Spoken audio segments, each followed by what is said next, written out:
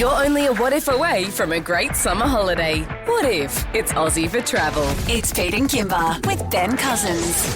Oh, hello, good morning. Good morning. Would you mind doing me a favour? Yeah. Can you just talk amongst yourselves for a moment while I try and figure out why my headphones aren't working? Oh, okay. I mean, do you need headphones? You can hear yourself in here, can't you? Yeah, but I can hear myself, but I can't hear you. Oh, I see. That's get under the desk. Okay. Under the desk here. Get under the desk. On your knees. What Under the desk here, there's a lot way of to start the morning. there's a lot of wires and things. It's the red wire, Pete. Don't cut the blue wire. Whatever you do, don't do it. Now, guys, I don't know if you've had the pleasure and the privilege of flying to the United States, but it's quite a long flight. But I would imagine no longer than if you're going there to meet President Trump.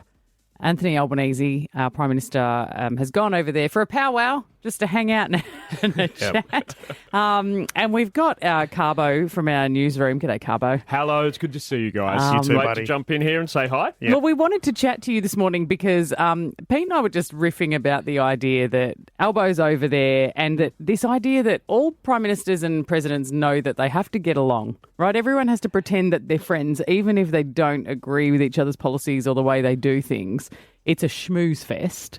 And so what kind of stuff is going through their minds when they're like, we've got to go there and we've all got to pretend we're friends? Well, I need to just add something to this. So, Carbo, you've been a senior media advisor at government level. I've been on the other side, Pete, working for politicians and so on for a few years when I jumped out of radio. So and you've been in those world. Conversations, right, when they are on the plane and whatnot. So what's happening? What are they chatting about? I guess Donald Trump is the boss of the world, whether we like it or not, whether we like him or not. And I know we've all got opinions of Donald Trump and so on, but he certainly feels like he's the boss of the world. So this is almost like Albo's having to go and have his meeting with the boss and try and schmooze as much as he possibly can.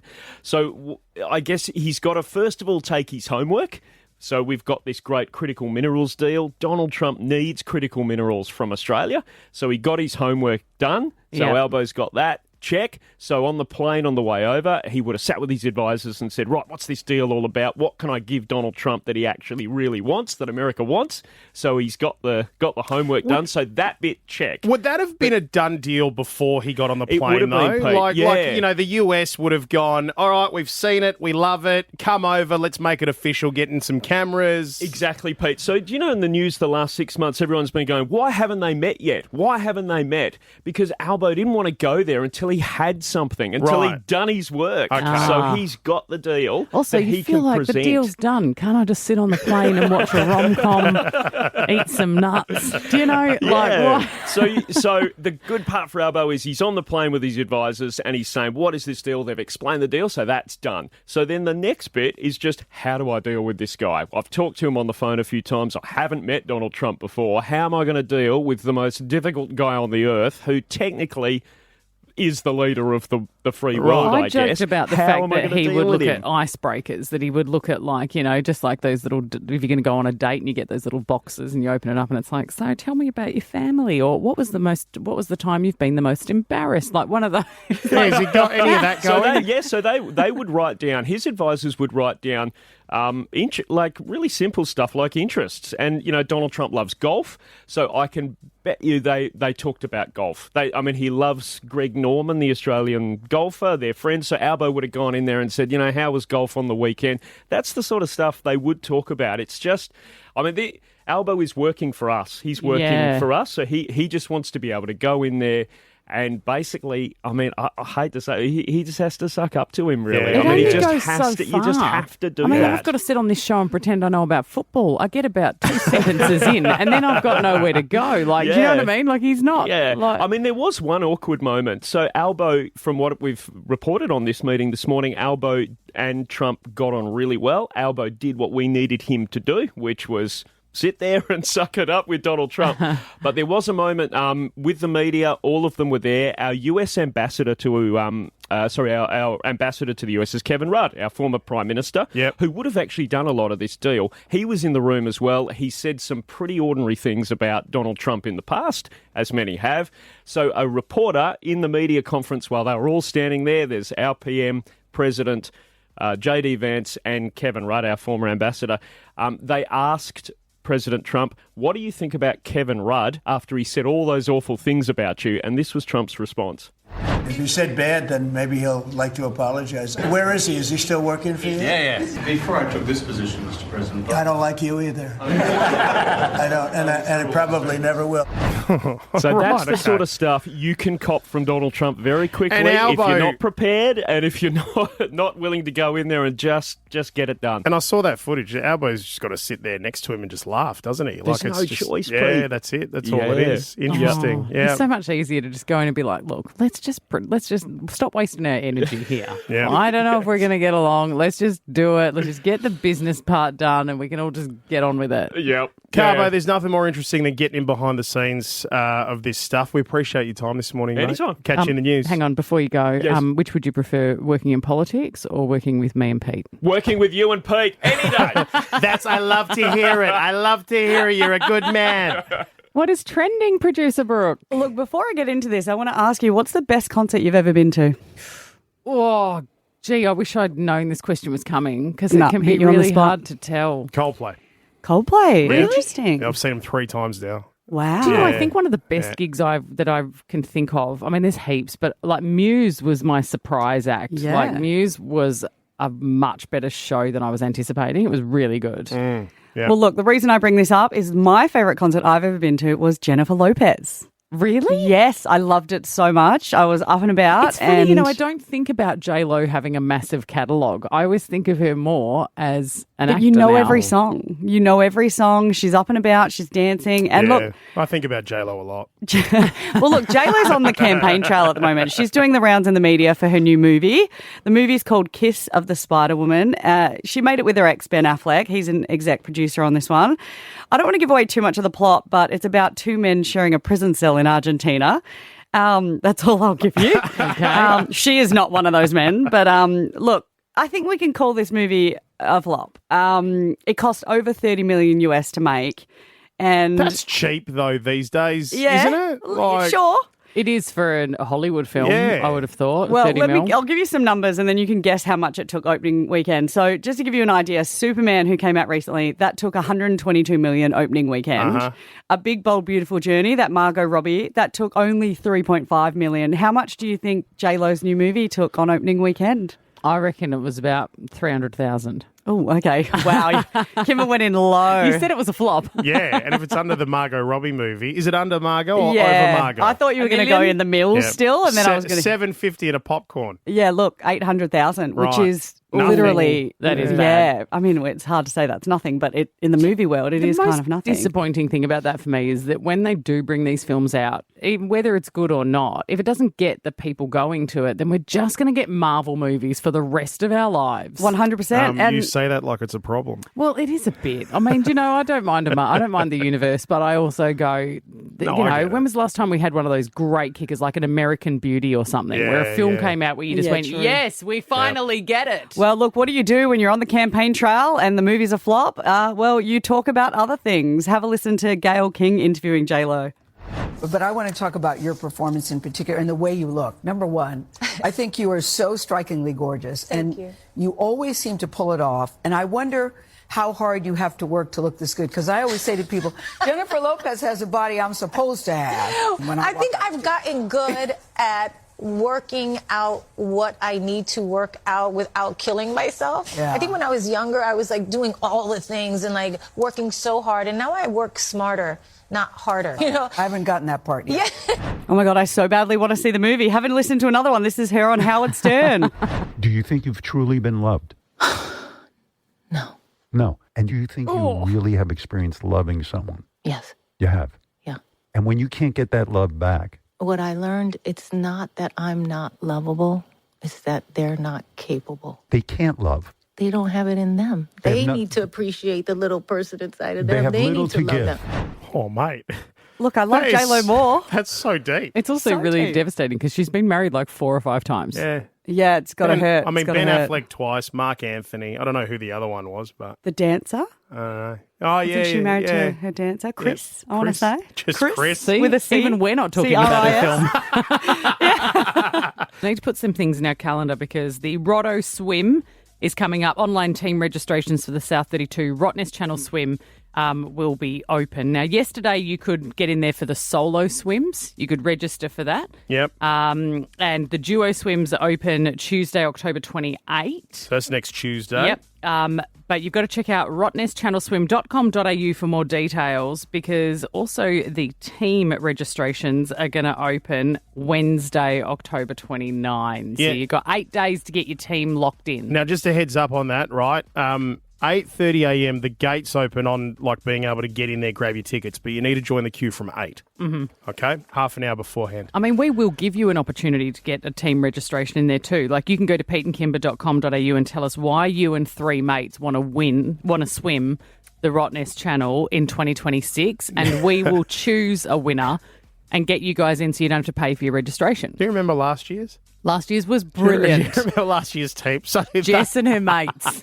What a great idea that was. So we found the audio, right? This was awesome. So this was you reading out Jess's team entry that she'd sent to peteandkimber.com.au, right? This was the crux of it. This comes from Jess, who's in her mid-30s and says, we've participated as a team together virtually the past 2 years at our local country pool, but we've never swam together as a team in the open water.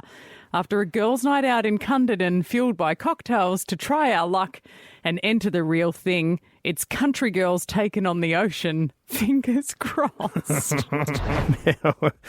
Not long after that, we called Jess to tell her that she'd won. Yeah, because, I And mean, so- what a brilliant thing to win the registration, to say, you've done it, mate. You've got all your team in there and you don't have to pay to get in. You get to just do the swim. Yeah, surprised she even remembered. Take a listen to this. This was the phone call. Hello, Jess speaking. Hello, Jess. It's Pete and Kimber from Mix 94. No way! Yes, way? How are you? Oh my God. I'm good, thank you. How are you? We're great. Jess, do you know why we're calling? Yes. What do you think it might be? We won a team, oh my God, I can't even speak. A team ticket to the Rotto Swim. Yes, you did. Oh my God, that is so amazing. Thank you so much. Jess, we cannot go past your entry. I mean, what are you girls thinking? Country girls. I know, right? I mean, you've obviously swum a few laps in the local pool. Yeah, we do a bit of swimming. It's been a bit hard though because our pools all close over the winter. So we've got to get... So hang on. So you're country girls who have never swam in open water, but also your local pool's been shut, so you've done zero training. Yeah, pretty much. Brilliant. Now, if they can do it, you can as well. And All she was right? still so excited about it. Yeah, it was fantastic. So peteandkimber.com.au, you can go and register now. Now, Pete, I was scrolling Reddit and I read a lot of like relationship advice columns. I think I just find them interesting. I Okay. find Not because you need it or just... no, just like 'cause- James is the best. Super happy. I just feel like Hi, James. oh my I'm God! the best. Don't tell him I'm in love with You're him. the It's best, embarrassing. James. No.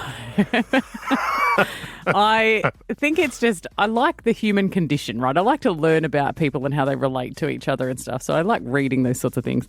And this woman was asking for relationship advice for her 6th marriage. 6? And I We're on can't to even 6. remember what she was asking and what advice she wanted because I couldn't get past the fact that she'd been married 6 times. And what was quite amazing is her 6th husband she's been with for 14 years.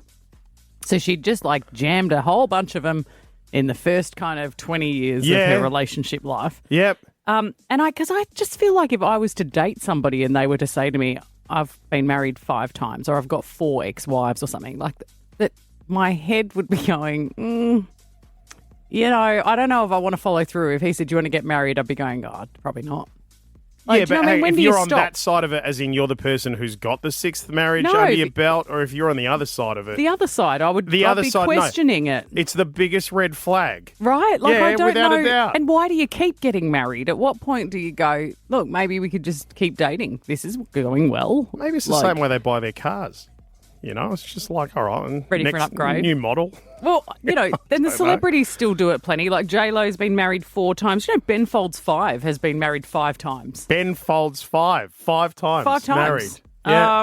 Nicolas Cage 5 times. No way. Yeah. I didn't know Nicolas Cage has been married 5 times. Yeah. Like, where do they find the time? But Nicolas Cage, I thought I would have heard about all of those marriages. Like, who's he marrying? 5 different women. Who's he marrying? Is it like nobody famous then? Perhaps we did. I mean, he's, you know, I think, wasn't he married to Lisa Marie Presley? He was. He was married to Patricia Arquette from 95 to 2001. Yeah. And then Lisa Marie Presley, who he married in 2002, and then they got divorced a couple of months later.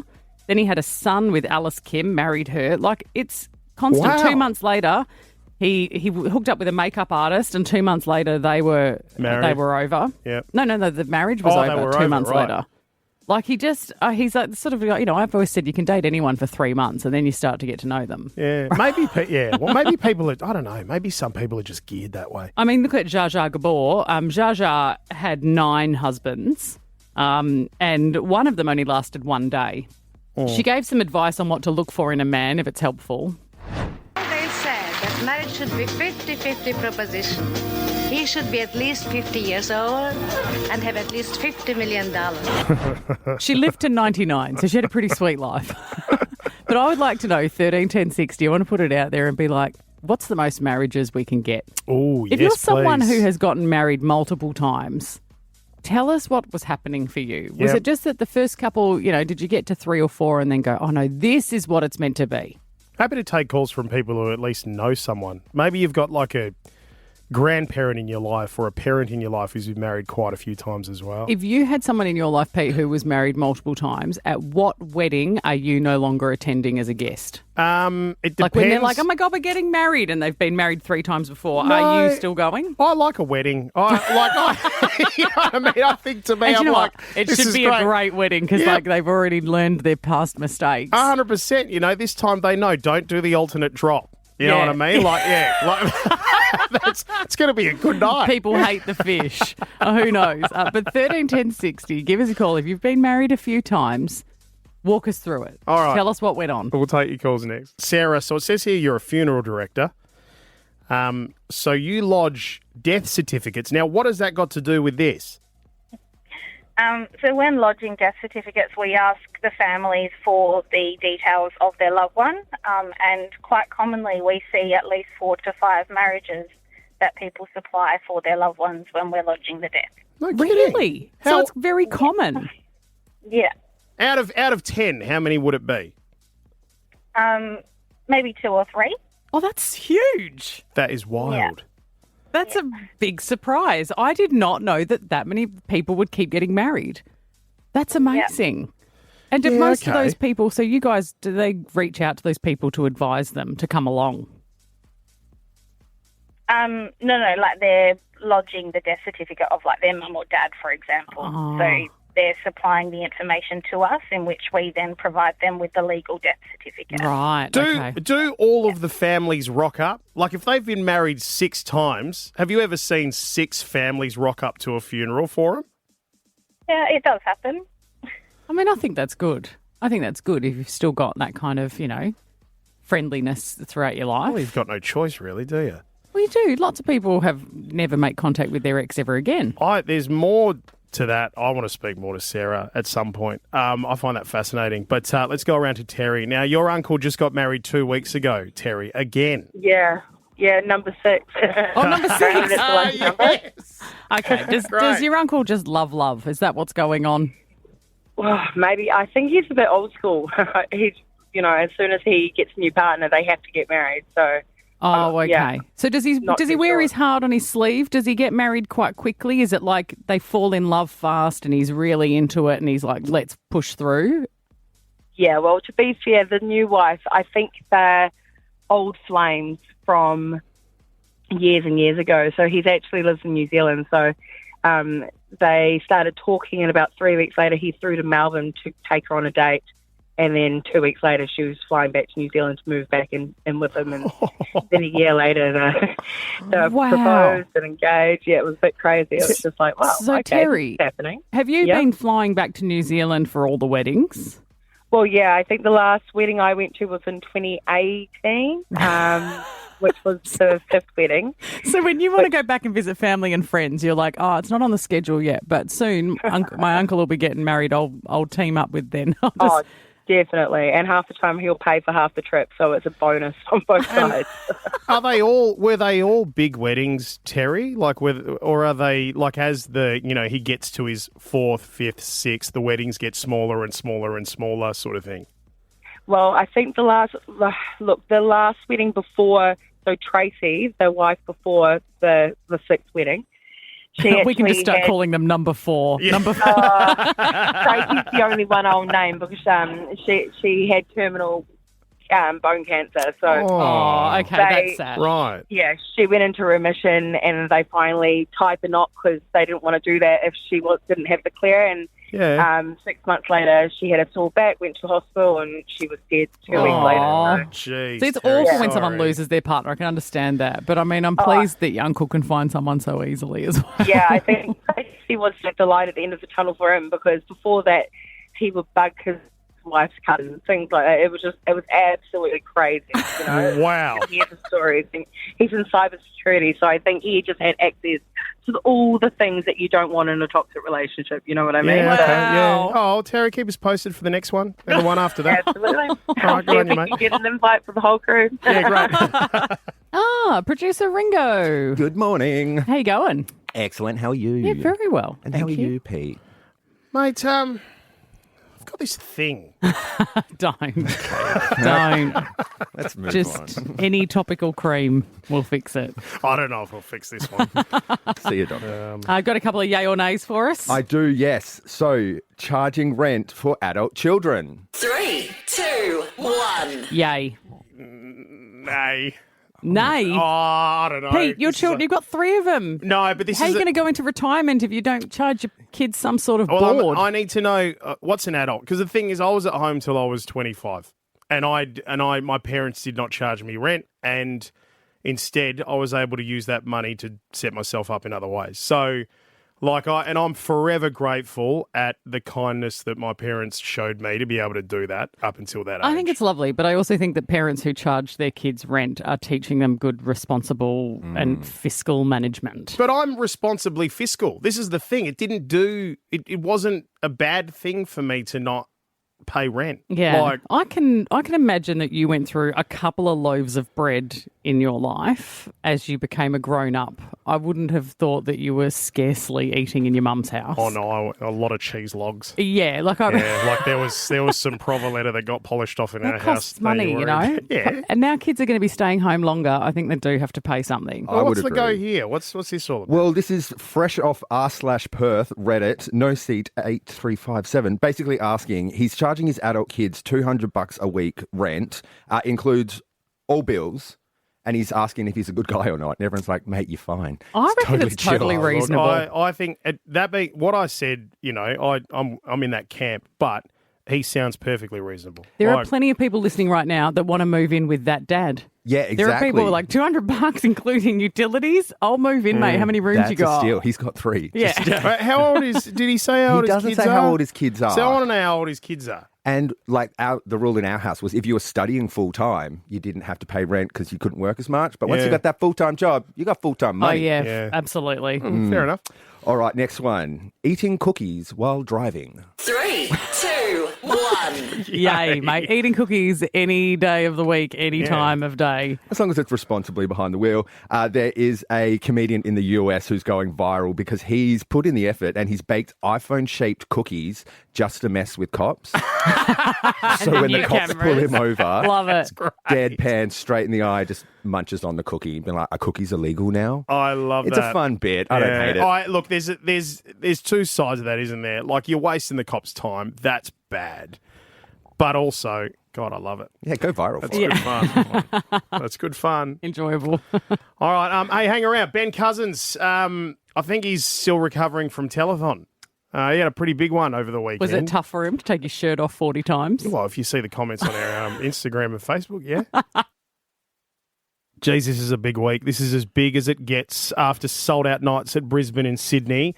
Then on their way to Melbourne, they're going to get their turn as well, and we have our turn for Friday's Live. Mariah Carey, that's right, just 3 sleeps. It's this Friday night. Mariah Carey, Petebull.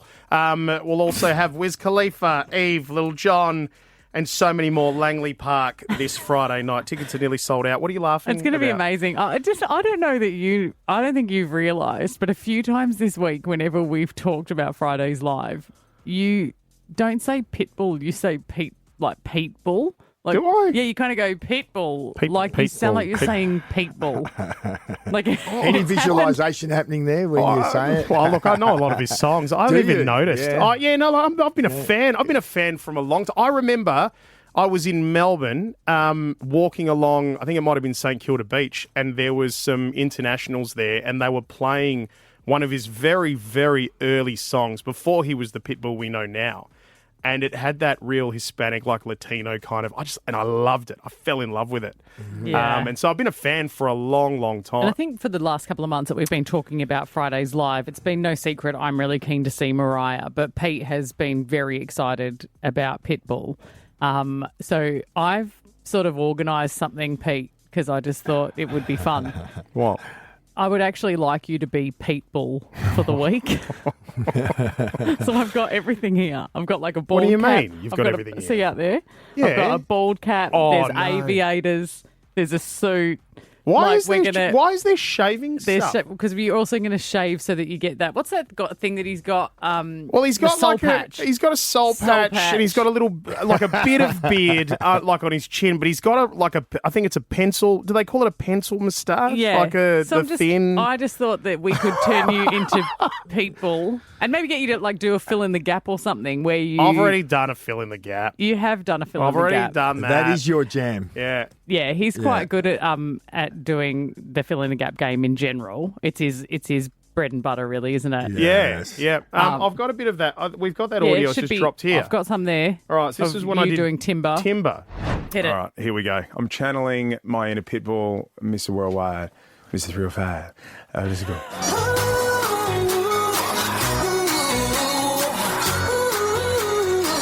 It's going down.